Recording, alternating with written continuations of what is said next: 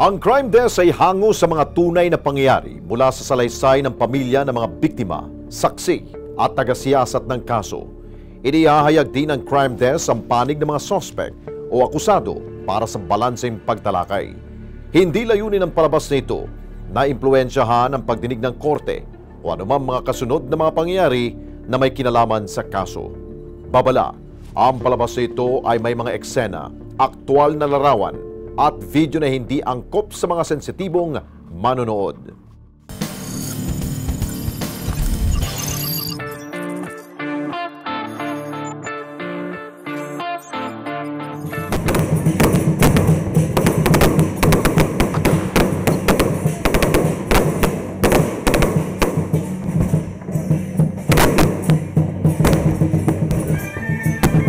Pebrero 16, 2018. Sa kasagsagan ng pagdiriwang ng Chinese New Year, pinasok at pinagsasasaksak ang 36 anyos na si Joan Bongares sa loob ng kanyang inuupahang bahay. Ang tinamong saksak ng biktima, hindi lang isa, hindi lang dalawa, kundi 50!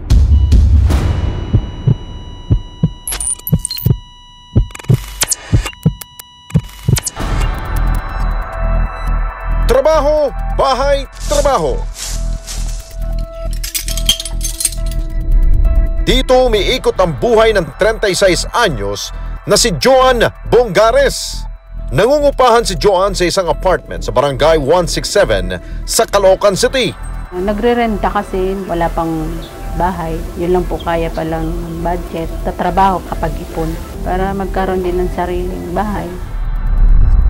Kaya naman noong February 16, 2018, kasabay ng pagdiriwang ng Chinese New Year, sinamantala ni Joan ang pagkakataong makapagpahinga sa inuupahang bahay. Hindi inaasahan ni Joan nakakatok sa kanya ang isang malagim na trahedya. February 16, yung umaga na yun. Bali, naglilinis lang ako ng bahay kasi wala kaming pasok Biyernes yun. Bali, holiday. Naglilinis ako. Nung after na makalinis ako, 4:30 ng hapon, nanahi muna ako. May pinarepair sa akin. Nung pagkatapos no, nag-prepare na ako para umalis. Pero pahinga muna ako, nakaupo sa mga. May kumatok sa akin. Bandang alas 4:30 ng hapon, habang namamahinga si Joan, dalawang hindi inaasahang bisita ang bigla na lamang kumatok sa kanyang tahanan. Yun na, nung may kumatok sa akin, nagtatanong kung kabilang kwarto, bakante kasi bakante na yun eh.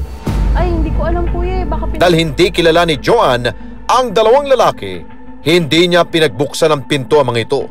Bagkus ay kinausap lamang niya ang dalawang lalaki mula sa bintana ng kanyang unit. Sabi ko, ay, hindi ko po alam kung bakante pa yan, baka pinareserve na yan ng may-ari sa iba. Tapos yun, ganun ba? Sabi, pwede ba ika natin na silipin kahit bintana lang?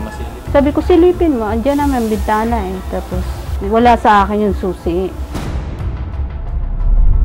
Nang mga oras na yon, naramdaman ni Joan at tila pinipilit siyang lumabas ng dalawang lalaki sa kanyang unit. Gusto mo ka akong malaman kung bakante yan, tumawag ka sa may-ari. Andoon yung number ng may-ari sa gate, sa baba. Ito. Binigay ko yung ballpen at papel kasi nanghihingi siya. Kukopyahin niya nga. Tapos hindi pa rin bumaba. Nang tila raw nakatunog ang dalawang lalaki na hindi lalabas si Joan, humingi naman ng tubig ang mga ito. Dinaan ko ulit sa bintana yung baso. Yung isa, inihila na yung pinto. Tapos may dalawa na sila naghihila ng pinto. Napanik ako. Sasakay mo yan, pinto. Ayaw tayo pagbuksan, no? Nang sapilitan ng binubuksan ng dalawang lalaki ang pintuan ng unit ni Joan, doon na raw siya nagsisigaw at humingi ng tulong.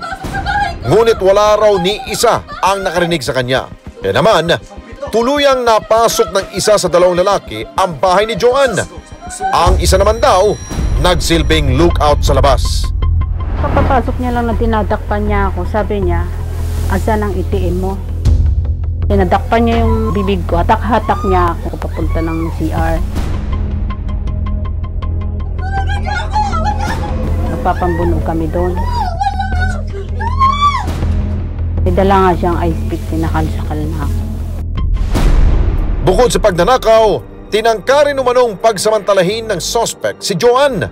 Binababa niya yung shirt ko noon eh. Balak niya ulit yung hatak niya na ako sa CR. Pang-agawan kami ng ice pick. Sa panlalaban ni Joanne, naagaw niya ang dalang ice pick na lalaki.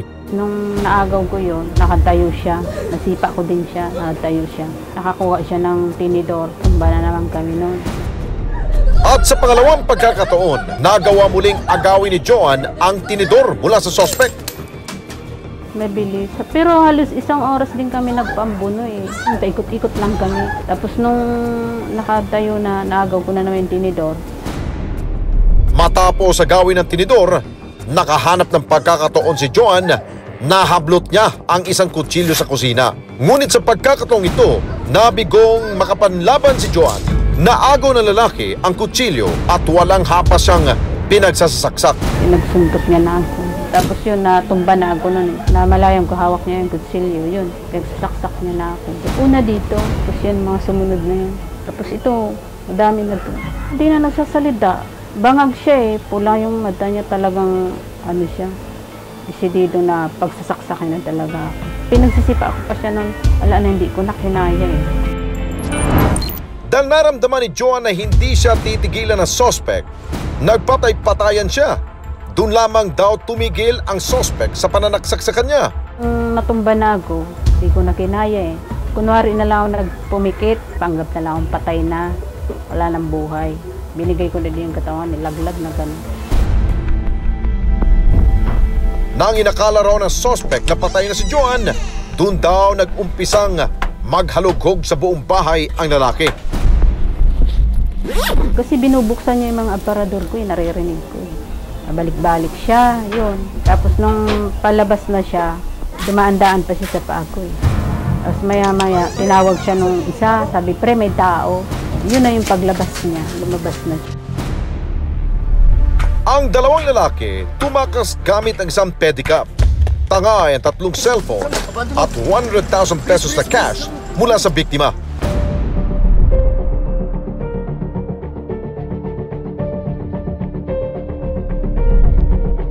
Nang makaalis ang mga suspect, bagamat tadtan na saksak ang buong katawan, nagawa pa ni Joanne na makagapang palabas sa kanyang unit para humingi ng saklolo. Kung marinig ko yung kalabog, paglabas niya, kumalabog na yung pinto, nag-antay ako ng ilang minuto, tapos gumapang na ako palabas. Oh, duguan talaga. Nang makalabas si Joanne, maswerteng nasaklolohan agad siya ng isang kapitbahay at agad na isugod sa ospital. Gumapang siya, tapos pagdating dito, naupo siya, duguan.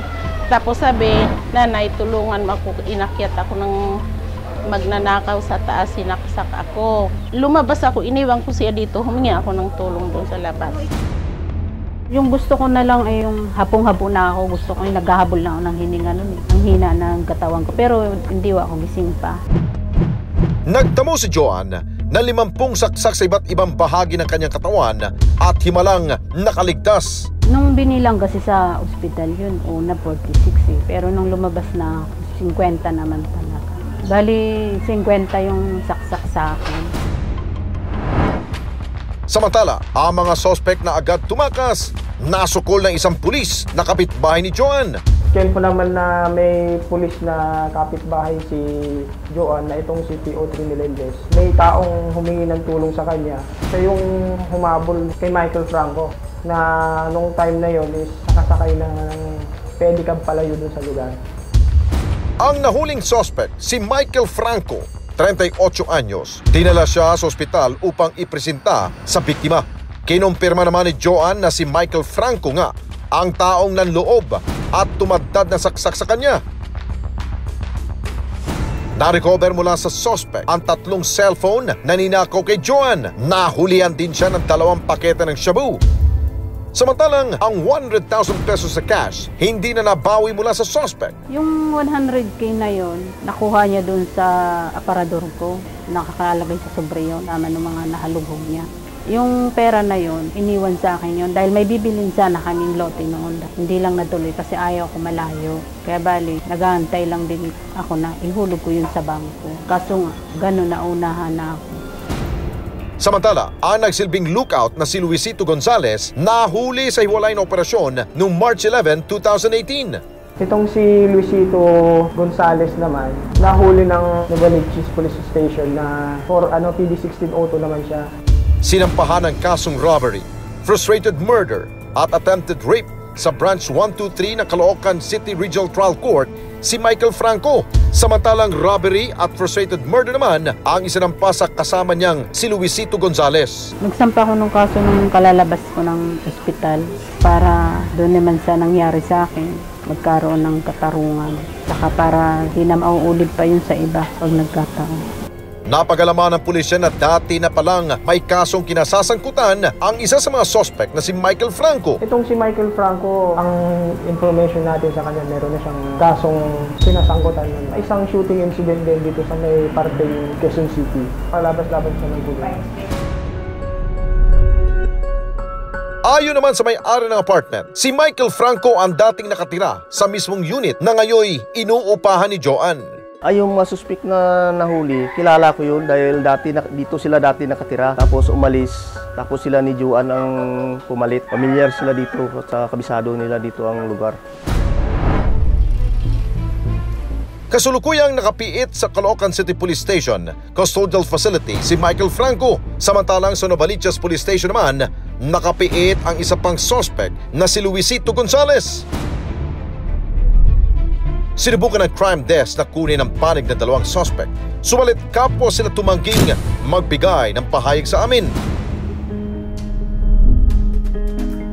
Dahil sa tinimong 50 saksak sa iba't ibang bahagi ng katawan, naputulan ang ugat sa braso si Joan. Dahilan para hindi na niya maigalaw ng normal ang kanyang kaliwang kamay. Ngayon, nagti-therapy ako, nagagamot pa rin. Kasi may mga naputol na ugat, malalim yung mga sugat na sa kabilang braso ko. Tinamaan.